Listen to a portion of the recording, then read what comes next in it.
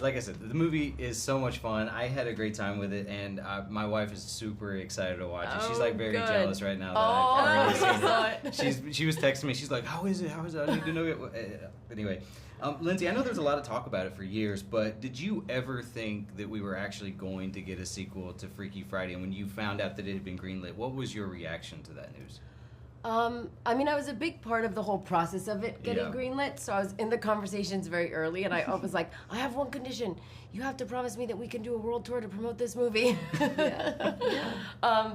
But, it's something we thought about, but we didn't know if it would happen, and if the timing was right, then we knew it would work, and that was the most important thing. And just me being old enough to, at a very young age, have a teenager.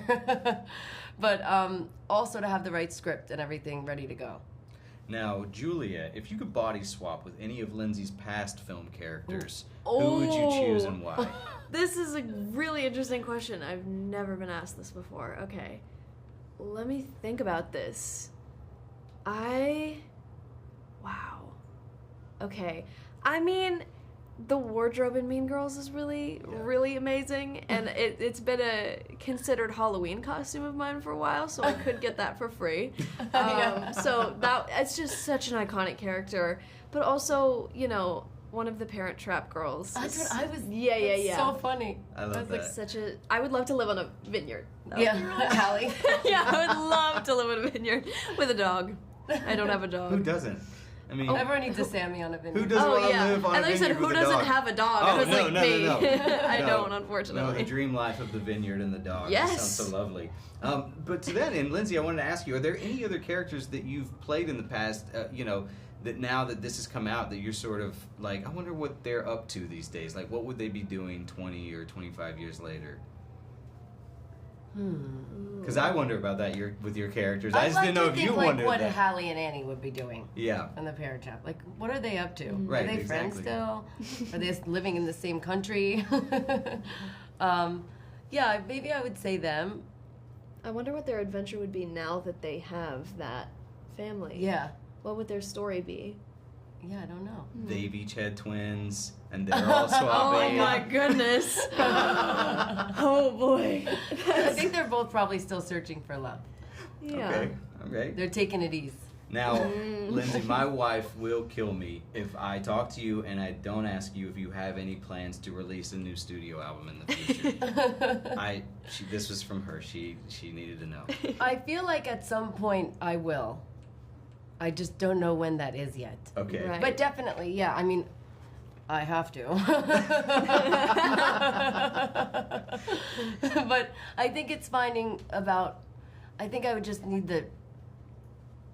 I'd need the right moment to decide what I would want the album to be about, whether it's about becoming a mom, a wife, like where I am in my life. I think it would have to make sense. Well, if the song in this movie is any indication, I mean, I love that song. I've been listening to it in the hallways. Yeah, that song makes me cry. It's so great. You guys do such a great job. Yeah, because I was thinking of my son. Like, when Oh. he's going to grow up, I'm like, Oh. what is he going to be like when he's a teen? And it was is very crazy. emotional. I have an to me. 18-year-old Even when I sang right it. now. And so I have an 18-year-old son, and it's the same sort of thing where I was like, yeah, that's it's like makes you think. It really does. It's crazy because he's starting college this semester, and Oh my God bless goodness. him. so it was hitting me too. Now Leaving the nest. Say what? Leaving the nest. No, he's staying. We moved. Oh, yeah, okay. he asked me to okay. move with him to the city that he's going to college in That's Chattanooga. awesome. So, I yeah. wish my son would ask me that. Yeah, he did. He's 2. Maybe there We would have be so much like time. maybe it'll be like all virtual college. We got a yeah, house that with a is true. basement though, so he can sort of like hang out downstairs Okay. and have his own Oh, space and wow. stuff like Okay. that. Wait, I love that. Though. Yeah, That is so very that's what we interesting. did. That's so Anyway, I think beautiful. we're out of time sorry. now. So Talking about yourself. no, thank you so much though. The movie was so much fun. I really you. enjoyed Thank it. you. So thank you very much. Thank you. Thank And tell you your so wife much. hello. I will. And I hope she gets to see it. What's her August name? 8th. Brooke. Okay, yes. Beautiful Yeah. name. Oh, thank you. I think so too. Jamie, I don't know if you remember this, but a few years ago at Halloween Ends, you brought my son into our interview. And yes, I do. it made his whole life. He has like he saved that Jaws T-shirt.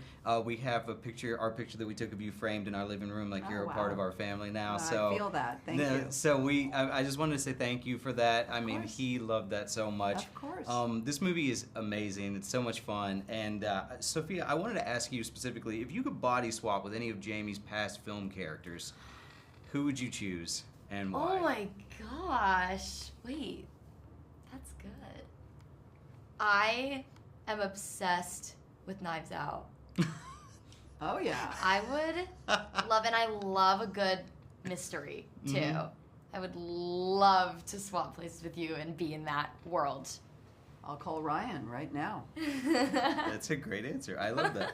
Now, Jamie, as a mother, she's so helpful and she's so nurturing. Meanwhile, Donna is an emotional wrecking ball.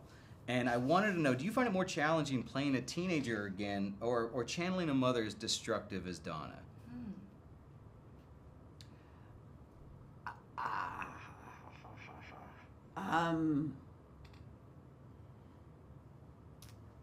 Teenagers are really tricky. Right. Right. Really tricky. You know, we all have a dark side. Mm-hmm. Mm-hmm. And anybody who's been alive as long as I have knows Donna. Mm-hmm. Donna is not my mother, by the way. Donna is not my mother. My mother is not Donna. So I know Donna's. Mm-hmm. I'm friends with a couple, I mean, I've been friends with a couple Donnas. I have certainly met and experienced Donnas.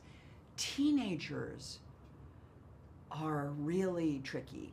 And what was tricky about this for us was in Freakier Friday. In Freaky Friday, it's really easy. Adult teenager. Mm-hmm.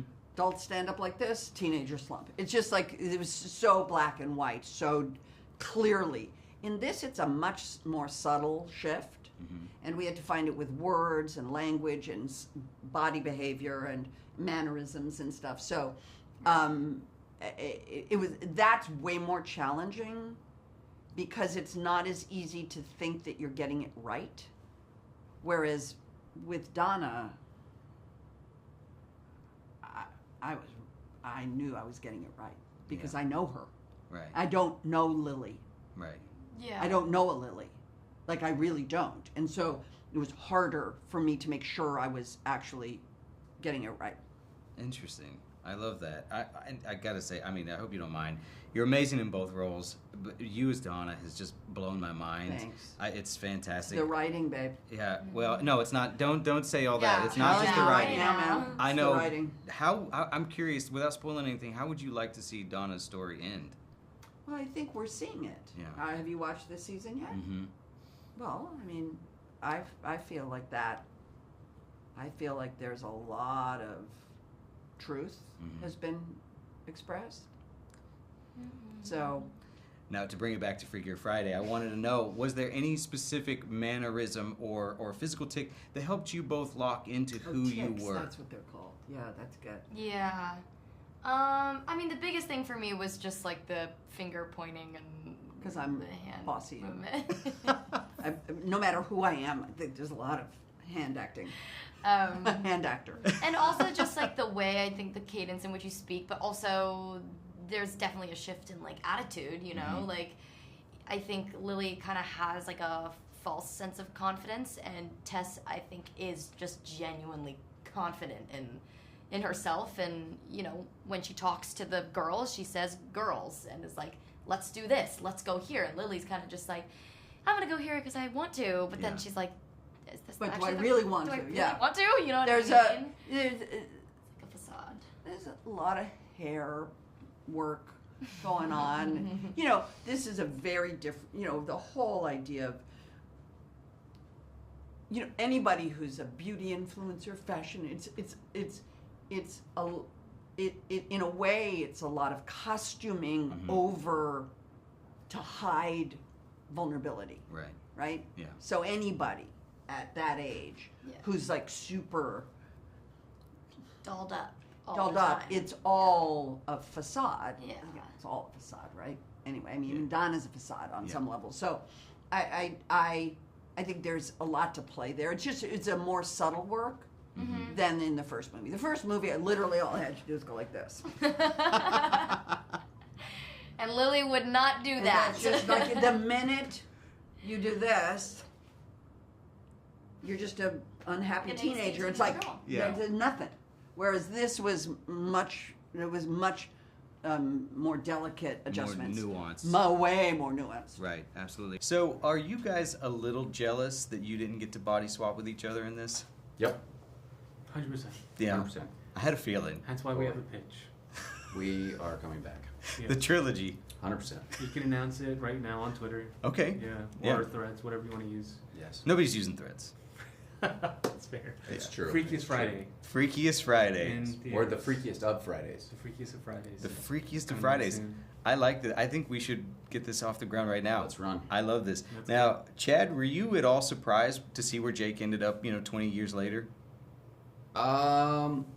No, I got to have a little bit of a hand in some of it, so okay. That helped.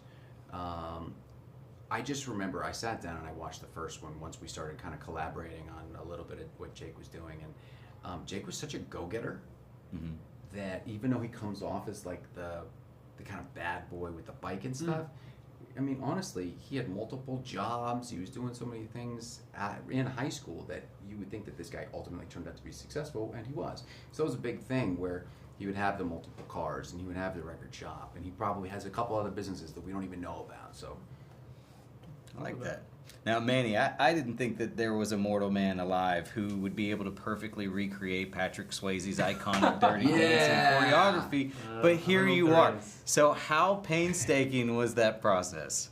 It was anxiety-ridden. It was nightmares. It was all the things. Yeah, it's like not only are you stepping into the shoes of this iconic IP of Freaky Friday, but you're also cross-pollinating it with Dirty Dancing and so many things. Like it's one to do it in the studio with a choreographer, and it's another to do it in front of this whole crew of people watching to see if you can actually pull this off. But you know what? With a great team and support system, we were able to do it. Wow. I mean, I audibly said, hot damn, right there. it's awesome. I was like, look at that. Manny showing off. The only thing that could have made that better is if you had a Swayze mullet. Yeah. By the way, no, I had the Swayze mullet. Yeah. Which you got to shake around in I beautiful wanted to give slow it to motion. him. I was like, here you go. Yeah, That's please. part of the trilogy. The sequel, The Freakiest of Fridays, Yeah. that's where we'll get into that. We just growing out the swapped, hair right swapped now. the mullet. Yeah. Now, Chad, I know this is off topic, but there is an entire Agent Carter fan base still wondering if Jack Thompson lived or died, and I want to know if you ever got told what was supposed to happen next. Told and assumed are two completely different things. Jack would have been back. Yeah. Jack would have been back. Like I always envisioned, if there were a season 3, that Jack would have been back, and he would have been barking orders from the hospital bed, not able to get out, picking on Sousa, that he doesn't know how to do his job, even though I'm not doing a damn thing from bed. And then he actually earns a rite of passage at the end of the season. They're, he and Peggy are up against the wall, and you hear a gunfire, and it's Jack in his like hospital gown. It's like, I knew you needed me. I just that's what I envisioned. That's my Jack goodbye. I love that. Yeah. I love it. I'll take it. I think it's canon.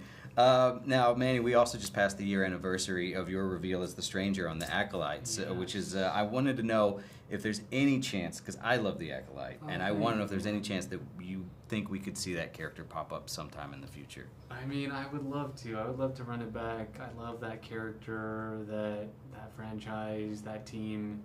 We'll put it out there. Star Wars is a big universe, galaxy, what have you. But yeah, if the fans want it, I'm ready to go. Yeah, I hope to see it. More. The only thing I want to see more than that is the Freakiest of Fridays now. So it's coming. I can't wait to see the body swap. Guys, with the mullet, thank you so much for your time. I really appreciate it. You guys are amazing. Thank you. Pleasure. Yeah, absolutely.